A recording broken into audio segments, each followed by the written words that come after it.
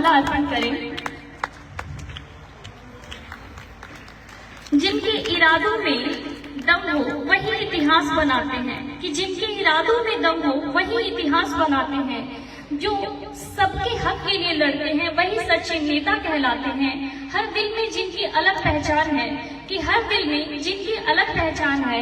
आज हम धन्यवाद करते हैं ऐसे महान व्यक्तित्व का जिनका नाम माननीय श्री डॉक्टर संजय निषाद है। डॉक्टर संजय कुमार निषाद को डॉक्टर दिनेश कुमार निषाद जो है साल आकर सम्मानित करते हुए अब मैं चाहता हूं कि डॉक्टर साहब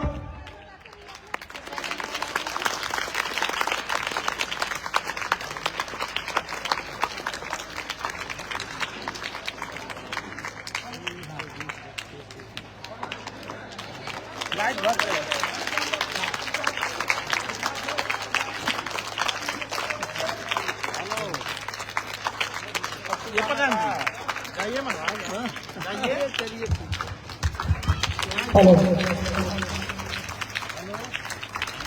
अब डॉक्टर घनश्याम निषाद जी को माल्यार्पण कर रहे हैं। प्रदीप निषाद जी डॉक्टर संजय निषाद जी को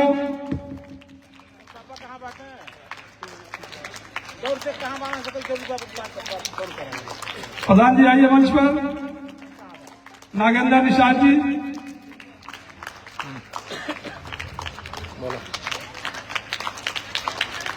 सारे आगंतुक और अतिथियों का माल्यार्पण का डॉक्टर साहब स्वागत कीजिए।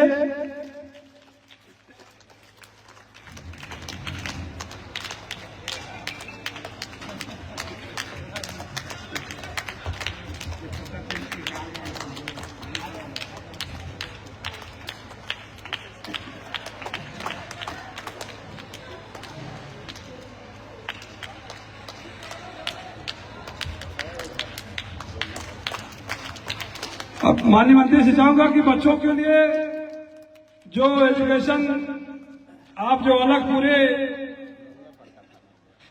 प्रदेश ही नहीं अभी तो पूरे देश ही नहीं पूरे विदेश में आपका डंका बज रहा है। एजुकेशन के क्षेत्र में आप निषादों में आपने एक अलग मुहिम जगा रखी है। कभी निषाद समाज को लोग जानते नहीं थे निषाद कौन सी जात होती है, लेकिन आज जो है निषाद समाज का जो है चतुर्दिक नाम हो रहा है, चारों दिशाओं में नाम हो रहा है।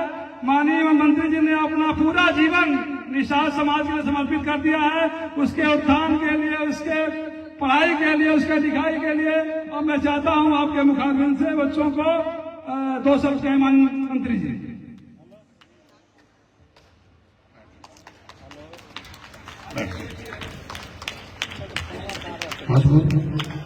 इसको इधर कर, इसको इधर कर सामने।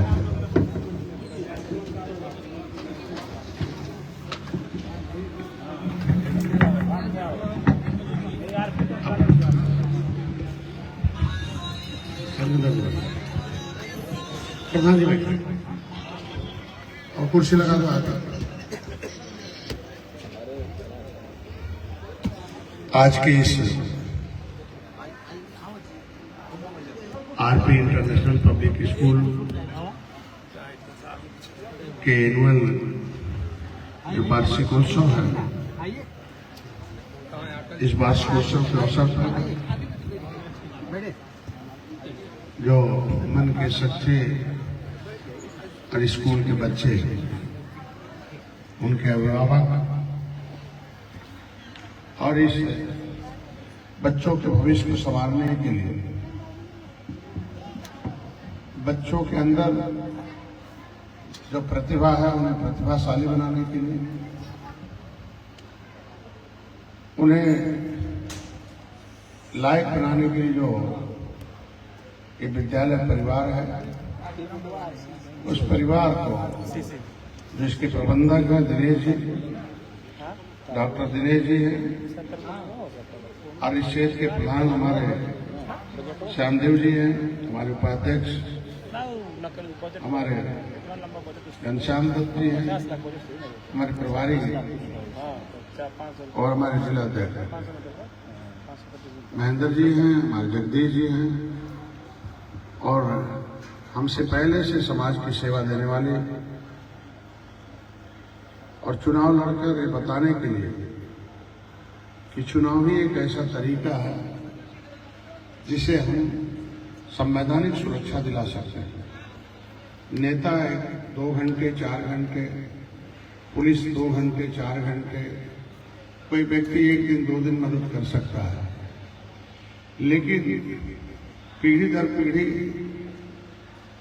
उसकी सुरक्षा हो सके, समाज की पीढ़ी दर पीढ़ी उसे सरकार से शिक्षा मिल सके, पीढ़ी दर पीढ़ी उसे सामाजिक न्याय मिल सके, उसे हर क्षेत्र में भागीदारी बराबरी का हक मिल सके, उसके लिए राजनीति आवश्यक है। इसकी शुरुआत करने वाले जमुना निषाद के बाद हमारे प्रदीप जी रहे, हमारे मैनेजर साहब हैं और कई लोग ऐसे हैं जिनको मैं आज के इस कार्यक्रम में आप लोगों का हार्दिक स्वागत अभिनंदन करता हूं। आज का एक कार्यक्रम तो कि रात में था और इन लोगों ने इस चीज को अभी हम सब लोग मिलकर सीख रहे हैं। समय का इन लोगों ने समय तो मांगा था, लेकिन क्योंकि रात का कार्यक्रम होता तो रात बताना पड़ता है और वो कार्यक्रम को अभी हमें अयोध्या जाना था, तो कार्यक्रम जो कि शाम का था तो निश्चित रूप से थोड़ा उसे डिस्टर्ब होगा। ऐसे हमारे नेताजी आए, देवैया से उन्होंने बताया, लेकिन उससे बड़ी घटना यहाँ हो गई है। और कोई घटना जब हो जाती है तो संवेदना, हर व्यक्ति संवेदनशील होता है, उस घटना के साथ वो खड़ा रहता है।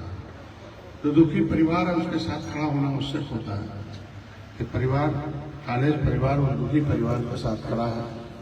इसलिए हम सब लोग, हमारी सरकार में खुद हमारी टीम भी उस पीड़ित परिवार के साथ, दुखी परिवार के साथ हम लोग खड़े हुए। ये बात स्पष्ट हो, क्योंकि हम लोग भी शिक्षक रहे हैं, हम स्कूल में इसलिए आते हैं कि बच्चों को जब देखते हैं तो शुरू से लेके अब तक जितनी भी पढ़ाई हुई है तो ज्यादा पूरा तो नहीं, लेकिन कुछ, क्योंकि बिल्डिंग की अगर नींव अच्छी ना हो तो बड़ी ऊंची बिल्डिंग नहीं बन पाती। तो प्राइमरी या छोटे बच्चों को देखने के बाद लगता है कि हम लोग भी कभी इस रूप में थे और पढ़े, यहाँ आगे बढ़े। मैं इसीलिए आज के दिन में आप लोगों को धन्यवाद देने के लिए आया हूँ, क्योंकि ये बच्चे मन के सच्चे हैं, इनके अंदर छुपी हुई प्रतिभा है। कोई नहीं जानता था कि हमारा एक गांव जंगल के किनारे, ताल के बीच में, एक नदी के किनारे बीच में मेरा गांव है। मेरे पिताजी 7 किलोमीटर दूर जाके हाई स्कूल पढ़ते रहे, हमें भी 7 किलोमीटर दूर जाके हाई स्कूल पास होना पड़ा। प्राइमरी हमें 5 किलोमीटर जाना पड़ता था। अब तो लोगों के पास साधन संसाधन है, पैसा है। तो उस जमाने में क्या था, आपने कहते हैं history the mother of politics, movement the father of politics. अभी तो 1 किलोमीटर बच्चे को पैदल चला दो, अभी झगड़ा हो रहा है कि साहब 1 किलोमीटर के अंदर विद्यालय को अगर हम लोग अपग्रेड कर रहे हैं कि भाई वहाँ शिशु विद्यालय खोले, बड़े विद्यालय की तरह सरकारी विद्यालय भी चले, उसके लिए जो विद्यालयों में बच्चों को अच्छी शिक्षा दी जाए, प्राइमरी एजुकेशन, जिसको LKG UKG कहते हैं, जो बाल विद्यालय के रूप में। 1 किलोमीटर में भी नेतागिरी शुरू हो गई।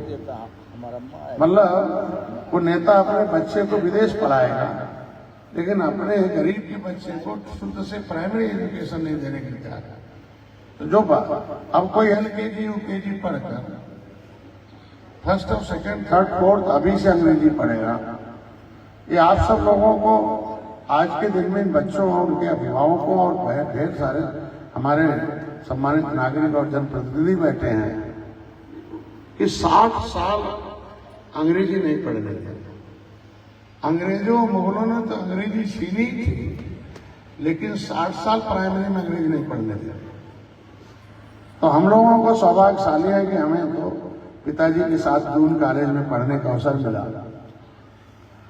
उस समय भी, अभी भी दून कॉलेज का एक महत्व है। और हमें याद है कि शिक्षा वो शेरनी की दूध है, लिखा अम्बेडकर ने, कि वो जो पिएगा वो घर जाएगा जरूर। शिक्षा से वो सारे समस्याओं के ताले, शिक्षा समस्याओं के ताले की चाबी है। आपके सारे समस्याओं के दरवाजे शिक्षा से खोले जा सकते हैं। लेकिन शिक्षा, वो शिक्षा क्या होनी चाहिए? उसका नाम है समुचित शिक्षा। समुचित शिक्षा के लिए हमें हर तरह की फैसिलिटी चाहिए। आज के दिन में वो समझ सकते हैं कि पहले की पढ़ाई अब की पढ़ाई में ये समुचित शिक्षा देना आज इस विद्यालय परिवार को हमें भी गर्व होता है, क्योंकि मैं पेशे से चिकित्सक था और प्रदीप जी हैं, हम लोग बाह्य धर्म में जाते थे। उस बाह्य धर्म का एक ही है, उसका नाम ही वैज्ञानिक धर्म। विज्ञान, धर्म, विज्ञान और तर्क वही कर सकता है जो शिक्षित हो। तर्क वही कर सकता है जिसके पास ज्ञान होगा। तर्क वही कर सकता है जिसके पास जानकारी होगी। तो यहाँ तो हमारे 70% लोगों को बता दिया गया, नहीं, पिछले जन्मों के आधार पर तुम्हारा कर्म बहुत खराब था, इसलिए खराब पैदा हुआ, और खराब काम करोगे तो अब बच्चे को गरीब मान लिया तो बता दिया पिछले जन्म से गरीबी आ गई। दुर्भाग्य है देश का, उसे हम लोगों को सौभाग्य में बदलना पड़ेगा। इस राजनीति में इसीलिए हमें आना पड़ा कि भाई जिसके पास मैं पैदल जाता था, मेरे चाचा मास्टर थे, तो अपने बच्चे को साइकिल बैठा के जाते। मेरे चाचा का लड़का गांव में रहता था, लेकिन मेरे पिताजी कहे कि अगर तुम साइकिल बैठ के जाओगे तो गांव के बच्चे नहीं पढ़ पाएंगे। तो हमें अब पिताजी के निर्देश के अनुसार हमें पैदल जाना पड़ता था। बाद में थोड़ा बड़ा हो गया तो लंगड़ी साइकिल चला के जाने लगा। उस जमाने के गुरु हुआ करते थे, रात में पढ़ाते थे, गाना वाना भजन गाते थे, फिर सुबह फिर पढ़ाते थे, फिर आके लंगड़ी साइकिल चला के गए। छोटे थे तो बड़ी साइकिल पर एक ही तरह की साइकिल आती थी, अब बच्चों की साइकिल आ गई, पहले बच्चों की साइकिल नहीं हुआ करती थी। तो शिक्षा तो हम लोगों ने उस अभावग्रस्त में पढ़ा। तो मैं तो कहूंगा कि अभिभावकों से कि शिक्षा पर ध्यान दीजिए। अगर हम साइकिल पर चढ़कर शुरू हो गए होते तो मैं भी चाचा के बच्चे की तरह घर पर होता। मैं दुख में पैदल चलकर, और चूंकि वो चाचा खुद उसमें मराते थे तो वो अपने बच्चे को नहीं मार पाते थे, और हम लोग इतनी पिटाई करते थे क्योंकि वो मार खा के पड़े ही थे। मैं तो उनको याद करता हूँ कि उनको हम वैसा जीवन भर उनके ऋणी रहूंगा कि उनको तो उस जमाने में पढ़ते ही नहीं थे लड़के। तो मेरे पिताजी सूबेदार मेजर थे, तो वो उस जमाने में 20 रुपया महीना मास्टर को देते थे कि इसको रस्से में बांध के लाओ और पढ़ाओ। तो बच्चे गांव के लोगों को पढ़ के बांध कर जाते थे उनको बहुत दिन तक, तो रस्से में बांध के पढ़ाई किया था उन्होंने। तो पढ़ा, डंडा खा पढ़े थे तो हम लोग भी बहुत डंडे बजाते थे। उस जमाने में तो मास्टर को देखते या तो सब भूल जाता था या तो सब याद हो जाता था। अभी क्या है भाई, मैं तो कहूंगा कि फिर से हमें वह जो गरिमामयी, लेकिन शिक्षा हमारे ब्रेन को ब्रेन बैंक बनाता। अगर ब्रेन बैंक नहीं है तो पता चला कि आज ब्रेन बैंक की कीमत भाई हमारे देश की प्रतिभा को अमेरिका खरीद रहा है। भारत एक देश है कि जो दुनिया को चला रहा है आज के दिन में, उस ब्रेन को वहां खरीद के जा रहे हैं।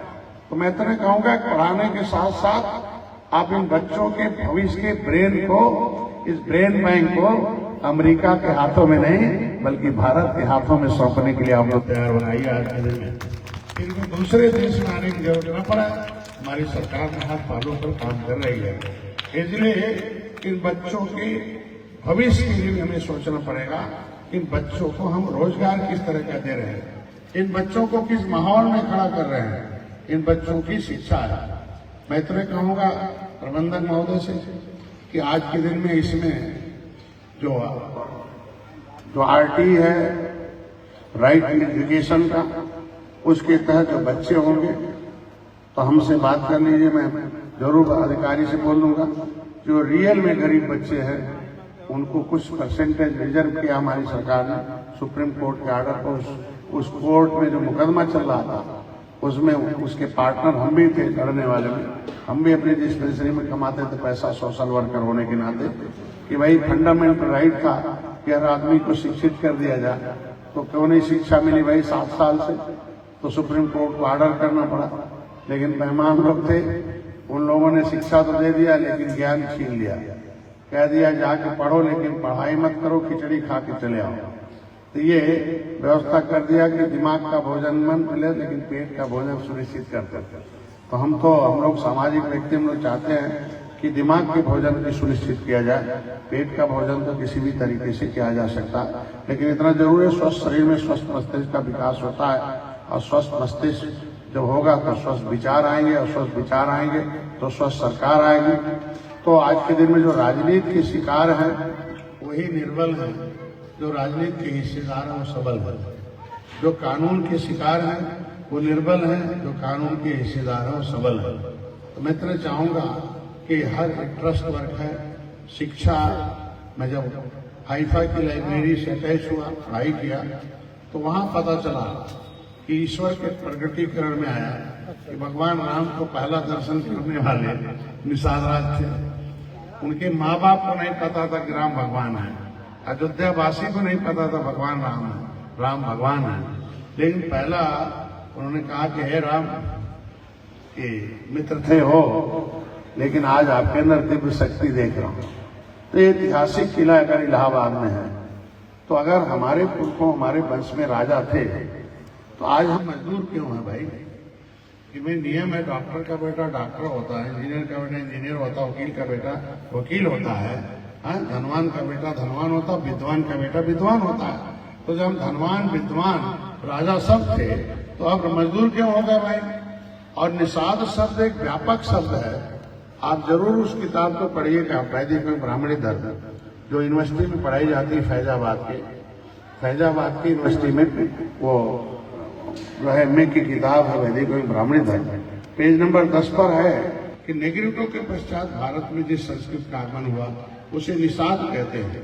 मतलब भारत का नाम और संस्कृति मतलब जो धर्म है उसका नाम ही निषाद है। नी मतलब जो जल है, और साध मतलब शासन करने वाला। जो 2/3 भाग धरती पर पानी है उसको शासन करने वाले का नाम निषाद है। और पहले व्यापार नदियों से होता था, तो निषाद कोई जाति नहीं है, बल्कि ये व्यापक रूप से देश में रहने वाले नागरिकों का नाम है निषाद। जाति तो केवल मल्ला काम करने के आधार पर है। ये अंग्रेजों मुगलों आर्यों ने हमें जाति में बांट दिया है। इसलिए हर गरीब हर नागरिक भारत का, हर नौजवान धनवान सब लोग वो निषाद से जुड़े हुए लोग हैं। मैंने कहता हूं कि इतिहास राजनीति की माँ होती है। कहते हैं इतिहास से प्रेरणा लेनी चाहिए, प्रेरणा से जागृति होनी चाहिए, जागृति से सोच विकसित होती है, सोच विकसित होते ही जो है संगठित हो जाते हैं लोग कि कौन दोस्त है कौन दुश्मन है, कौन हिस्सा खा रहा है कौन हिस्सा कितना हमारा अधिकार बनता है। और संगठन में शक्ति होती है, और संगठन की शक्ति से सत्ता में परिवर्तन होता है, और सत्ता सुरक्षा सुख देता है। तो जिसे सुख चाहिए और सुरक्षा चाहिए उसे सत्ता के साथ आना होगा, और सत्ता के साथ वही सुखी और सुरक्षित है जो संगठित है। लेदरमैन देखो संगठित होते ही पहले क्या थे भाई, वो अदरमैन की तरह गायब थे। पहले वो 5 मिनट वो किस तरीके से थे। तो हर जाति हर धर्म हर वर्ग के लिए ये स्कूल है। हम तो यही चाहेंगे विद्यालय परिवार से कि हर जातियों के जो शिक्षित लोग हैं और उनका संपर्क बढ़ाया जाए। एक संपर्क अभियान के तहत हर जाति के लोग इसमें जो हमारे लायक यहाँ आवश्यकता है, मैं शासन में हूँ, आपका एक मिनिस्टर भी हूँ और आपका भाई आपके वंश का भी हूँ, तो हमारे लायक जो भी इस स्कूल के लिए होगा मैं खड़ा रहूंगा और मेरी पार्टी भी खड़ी रहेगी आपके साथ है। मैं तो कहूँगा हर जाति के लोगों को जो इंटेलेक्चुअल क्लास है उनका एक संपर्क अभियान बनाइए। दूसरा, उनको दूसरे स्कूल और इस स्कूल में थोड़ा हमें आइडेंटिफिकेशन करना पड़ेगा। दूसरी पार्टी और निषाद पार्टी में अंतर इसीलिए है कि दूसरी पार्टी केवल वोट मांगती है और वोट लेके सत्ता में जाती है, लेकिन निषाद पार्टी न वोट मांगती है न सत्ता की बात करती है। निषाद पार्टी एक इंस्टीट्यूट है, एक पढ़ाने लिखाने की व्यवस्था है कि हम केवल उन्हें बताते हैं और उन्हें दिखाते हैं कि अब देश पैमान से नहीं संविधान से चलता है और संविधान में सबका हिस्सा बराबर है। जो बड़े लोग हैं, क्योंकि संविधान में लिखा गया है कि भाई जिस महिलाओं को सदियों से गुलाम बनाया गया हो, अब मोदी जैसे लोग आए और 33% का आरक्षण दिया गया और आज ही पेपर में निकला हुआ कल निर्णय हुआ है कि महिलाओं का अगला चुनाव जो होगा 2029 में, उनमें महिलाओं को 33% अलग से संसद में बैठने का होगा। अगला जो विधानसभा होगा उसमें 33% महिलाओं को होगा। और कल मुख्यमंत्री जी ने बोल भी दिया था कि देखो गोरखपुर में कुछ परिवर्तन भी हो सकता है, लेकिन महिलाओं के लिए अलग से सीट, ऐसा नहीं कि पुरुषों का सीट घटा के महिलाओं को दिया जाएगा। मतलब ये देखो क्या है सोच। दूसरा कोई होता तो कहता 80 में से घटा दो, लेकिन मोदी जी ने कहा नहीं, अलग से सीट बढ़ा दो, महिलाओं को भी सम्मान दिलाओ, पुरुषों के बराबर लाओ, उनको भी विधानसभा में पहुंचाओ, लोकसभा में पहुंचाओ। इसलिए मैं चाहता हूं कि आप लोग, क्योंकि माँ जो होती है, ये देखो विदेशी ताकतों ने औरतों को गुलाम बनाया, और जब माँ गुलाम होगी तो बच्चा भी गुलाम होगा। माँ कमजोर होगी तो बेटा भी कमजोर होगा, माँ अनपढ़ होगी तो बेटा भी पढ़ने के लायक नहीं होगा, क्योंकि जेनेटिकली कैरेक्टर होता है, नाक कान गला चेहरा माँ बाप का आता है। इसलिए माँ बाप अगर पढ़े लिखे ठीक हैं तो बच्चे भी पढ़ने में तेज होते हैं। इसलिए कमजोर बच्चों के लिए मैं इस परिवार से चाहूंगा कि अगर कमजोर बच्चे, गरीब बच्चे आते हैं, उनके लिए एक्स्ट्रा ऑर्डिनरी वर्क करना पड़ेगा, तभी उन बुद्धिमान, क्योंकि एक कुचक्र चलता है। एक होता है गरीबी का दुष्चक्र, कुचक्र है गरीबी का, और एक होता है अमीरी का जो एक चक्र है। इधर दुष्चक्र चलता है, इधर चक्र चलता है। अमीर का बेटा सुविधा में पढ़ेगा, सुविधा में आएगा तो सुविधा पढ़ के अच्छी पढ़ाई पढ़ लेगा, अच्छी पढ़ाई पढ़ेगा तो जो है एलिजिबल हो जाएगा, फिर सेलेक्ट हो जाएगा, फिर नौकरी पाएगा, व्यापार करेगा, फिर रिच मैन हो जाएगा। तो रिच मैन का बेटा घूम के रिच मैन की तरफ चला जाता है। लेकिन पुअर मैन का बेटा क्या होता है? गरीब का बेटा गरीबी पढ़ेगा, व्यवस्था नहीं है, किताब नहीं है, फीस नहीं है, उसकी व्यवस्था नहीं है, तो वो कमजोरी में पड़ेगा, तो वो उसकी जो एलिजिबिलिटी होती है घट जाती है, एबिलिटी होती घट जाती है। फिर जो एलिजिबल नहीं होगा तो डिसलेक्ट हो जाएगा, डिसलेक्ट हो जाएगा तो मजदूर हो जाएगा, मजबूर हो जाएगा, फिर वो आउटसोर्सिंग में जाएगा, फिर घूम के मजदूर का बेटा मजदूर हो जाएगा। इस चक्र को तोड़ने के लिए संविधान बना कि नहीं, जो अंग्रेजों मुगलों से लड़े हैं और कानून से उजड़े हैं, ऐसे लोगों के बच्चों को सरकार से पढ़ाया जा और सरकार के पैसे से पढ़ाकर सरकारी नौकरी मिलाया जा, उनके बच्चों को भी बराबर का हिस्सा दिलाया जा। ऐसी व्यवस्था संविधान में दी है। इसलिए मैं अभी हर सब राज्यों में निषाद अनुसूचित जाति में है, दिल्ली में है, आपके हर क्षेत्रों में, यहाँ भी मझवार रहा के नाम से। लेकिन दुर्भाग्य है कि हम लोग जालियों के चक्कर में पड़ के बर्बाद हो गए और जाल बिछा दिया, और देख लो अभी किस तरीके से है। तो मैं इतना चाहूंगा आज के दिन में कि इस परिवार को, कि हमारे यहाँ ये छोटा भी प्राइमरी से भी शुरू करने जा रहा हूँ अगले सेशन से, कि अभी तो हमारे यहाँ हाई स्कूल में जो पढ़ता है उसे 10,000 रुपए, इंटर में 20,000, BA में 30,000, उससे ऊपर पढ़ता है, MA और MSc करता है या ग्रेजुएट करता है, पोस्ट ग्रेजुएट का वकालत करता है, या कोई इंजीनियरिंग करता है या ITI करता है, उसे हम हर साल 50,000 रुपया देकर फ्री में निषादों के बच्चों को एजुकेशन करने का कानून बनवा दिया हूँ। इसका प्रचार जरूर होना चाहिए, माने नेताजी हैं, क्योंकि ये बहुत बड़ा, अब एक कानून बनवाने के लिए कितनी मशक्कत करनी पड़ती है। ये मतलब पहला बेटा हूँ आपके समाज का, कि पूरे देश में पहला कानून बनवाया है उत्तर प्रदेश में कि निषादों के पढ़ने की व्यवस्था, ये उजड़े लोग हैं, इनके पास पैसा नहीं है इनके बच्चों को शिक्षा के लिए। लेकिन बदमाश अधिकारी हैं, थोड़ा सा बहुत उनकी गाड़ी बैलगाड़ी जैसे चलती है, तो उसको तेज करने के लिए हमें याद कर लीजिएगा। उनके कागज नहीं बनते हैं, कुछ नहीं होता, मैं करा दूंगा। दूसरा, आपके बेटियों की शादी के लिए किसी से भीख मांगने, किसी नेता के सामने हाथ फंसाने की जरूरत नहीं है।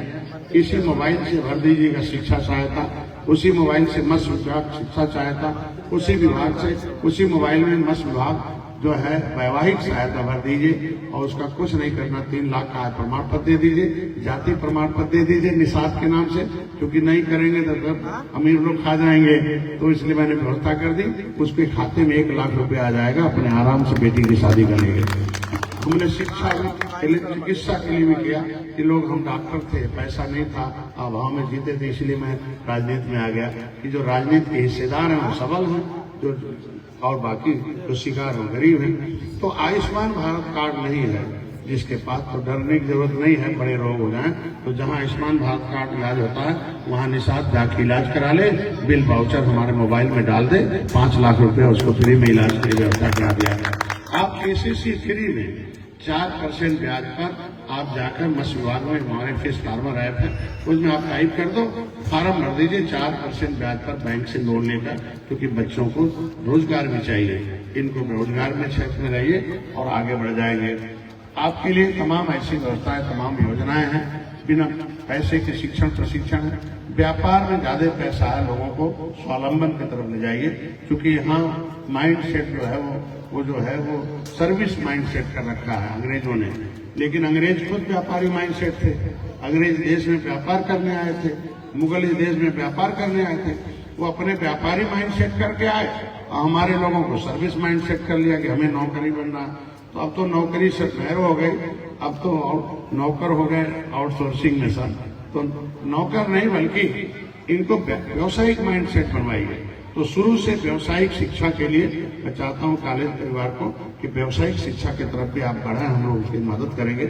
इन बातों के साथ आज आपके इस कॉलेज के इस बच्चों को और आपके अभिभावकों को पुनः, और इसके आज के इस कॉलेज के डायरेक्टर जो हैं, उनके जितने भी टीचर्स हैं और जो हमारे नेतागण बैठे हैं, सभी लोगों को आज के इस वार्षिकोत्सव पर आरपी इंटरनेशनल जो पब्लिक स्कूल है, और अच्छा है, अभी तक दूसरी बिरादरी के बड़े बड़े स्कूल देखता था, अपने कम से कम अपनी बिरादरी का भी देख लिया, जिसमें हर बिरादरी के बच्चों को पढ़ने का अवसर आपने दिया है। कम से कम हम लोग दूसरे के लिए निर्भरता थे, आज कम से कम आप इस लायक हो कि हर जाति के लोगों को गले लगाने का, उनके बच्चों को शिक्षित करके आगे बढ़ाने का जो काम किया, उसके लिए विशेष बधाई दूंगा। और बाल मुकुंद जी को भी अवसर दिया कम से कम यहाँ आने का, थोड़ा समय अभाव रहा था, हमारे लिए क्रिटिकल है थोड़ा, आप ही लोगों के बच्चों के लिए मैं काम करना 24 घंटे।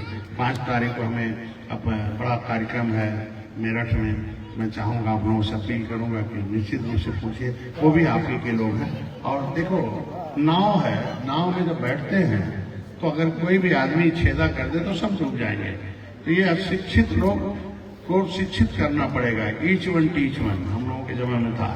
तो इस तरीके से हम लोगों को शिक्षा पर जोर देना पड़ेगा। जब शिक्षित हो जाएंगे तो स्वतः समझ जाएंगे, समझाने की जरूरत नहीं पड़ेगी। नहीं तो हम लोग कैसे समझा रहे हैं आपको मालूम है, इसलिए अब सभी राजनीतिक जितने बैठे हुए मैं इतने कहूंगा, शिक्षा पर जोर दीजिए और एक काले शिक्षा में आ रहा। धन्यवाद। भारत माता की जय। निषाद अब मैं माननीय श्री मंत्री जी से निवेदन करना चाहूंगी कि हमारे स्कूल के कुछ रैंकर्स होल्डर्स को अपने पवित्र हाथों द्वारा गिफ्ट देके स्वागत करें। Please come on the stage from class 11 Shreya. She is the first rankers of the school. Please big hand for her.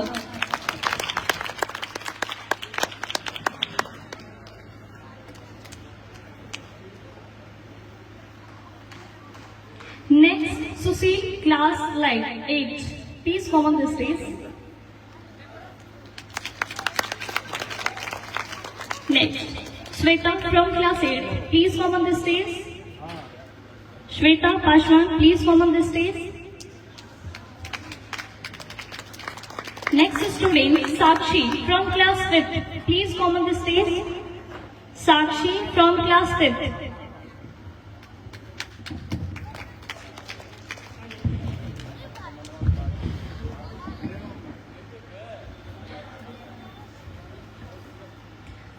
All teachers, please come on the stage. All of you, all teachers.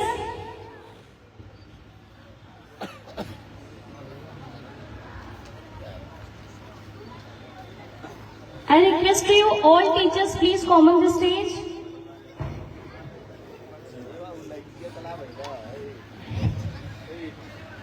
बस थोड़ा सा रह गया। ओ ठीक है, और बैठा दीजिए ये पर नहीं है, और बैठा दीजिए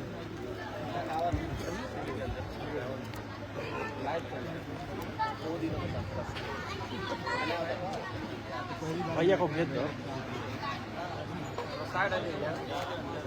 नहीं रोजी का भैया बैठ जाओ नहीं तो फटुआ रहेगा उड़ा दे।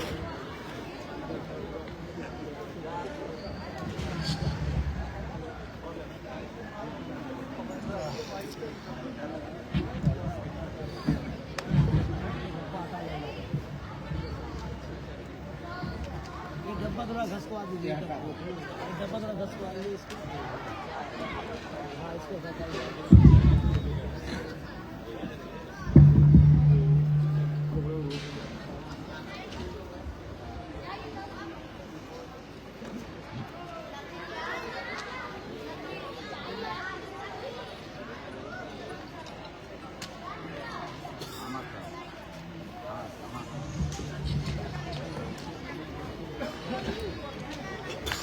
माननीय श्री मंत्री जी का the RP international public school की तरफ से तहे दिल से शुक्रिया इतनी कीमती समय निकालने के लिए।